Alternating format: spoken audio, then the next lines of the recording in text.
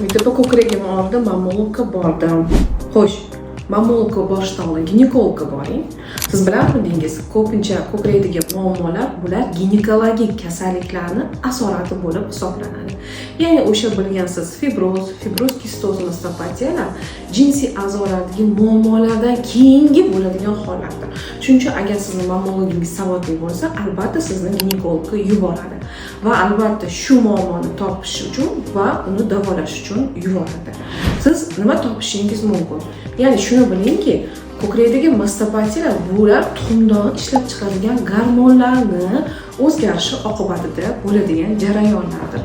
Va ko'kragimizdan oldin albatta bachadonda o'zgarish bo'ladi. Bachadondagi qanday holatlar ko'krakga mastopatiya bo'lib o'tishi mumkin?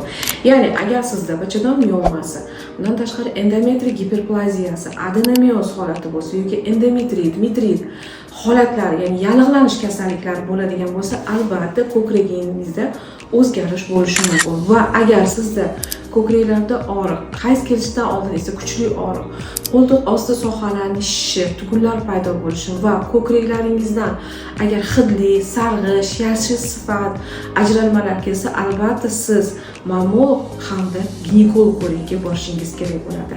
Va agar ginekologik muammolaringizni davolasangiz, albatta sizga mammolog yozgan davo natija beradi.